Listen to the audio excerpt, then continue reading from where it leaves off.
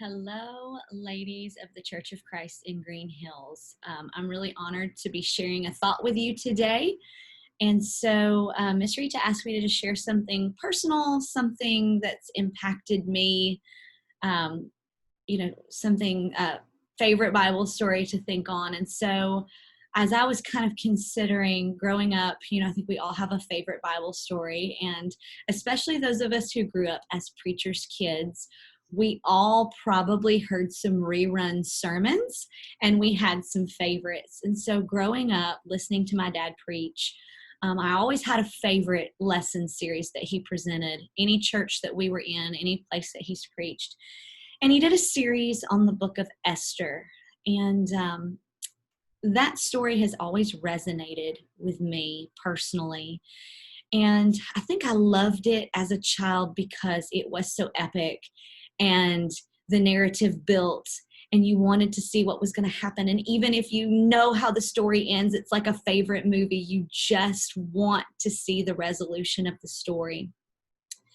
But interestingly enough, as I've gotten older, I have found so many parallels in my life and the life of Esther. Not that I'm a beauty queen, and not that, I have married the most powerful man in the land. Sorry, Jonathan. But just simply in that God placed Esther where he needed her, and that God uses people and that he puts people where he needs them, and if we're willing, that he will use us to serve his purpose. And so through the story of Esther, she was an unlikely person in the right time to save her people.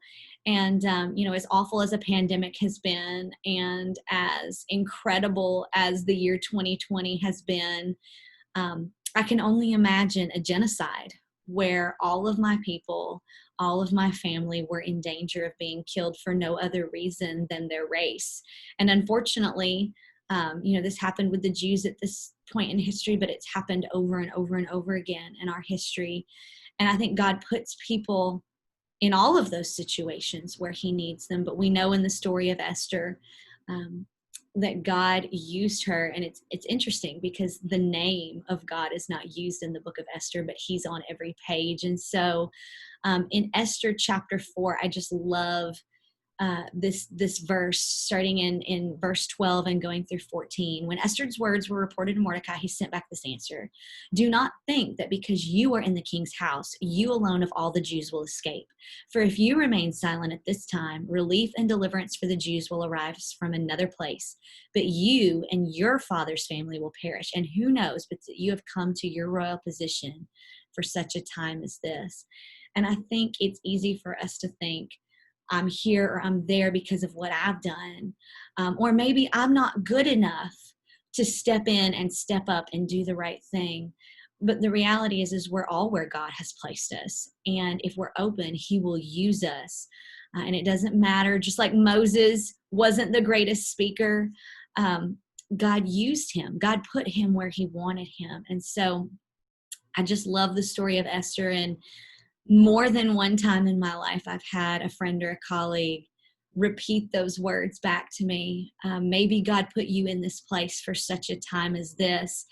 And I just feel like God's talking to me. And I feel like he's saying, you see, I opened that door or I opened that window for such a time as this. And last Wednesday night in our class, our Zoom class, we were discussing fear. We're looking at the Max Lucado book, Fearless. And we were talking about that, bad things happen when good people don't stand up and do the right thing. And I think if you look at our nation, if you look at our world right now, it's very easy in our cushioned and our, let's be honest, even with all the current circumstances, we lead blessed lives.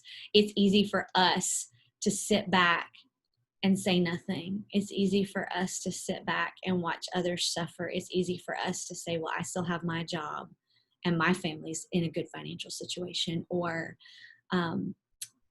I don't have any issues because of the color of my skin. And it's easy just to sit back and stay silent. But I think it's very important for us to recognize that God has put us in this place for such a time as this. And we have to be the light. We have to be the one that helps the person in need, that stands up for justice. And that's been on my heart. That's been on my heart because I feel like God's tugging on me and telling me I need to use you again. I need to use you, and I need you to do the right thing. Tabitha said in our women's group the other night to do the next right thing. And so recognize where you are today. Recognize that you are intentionally placed where you are. And no matter your skills and no matter your talents, God made you exactly who you are, exactly how he wanted you, and he put you exactly where he wants you for such a time as this. Let him work through you today. Have a blessed week.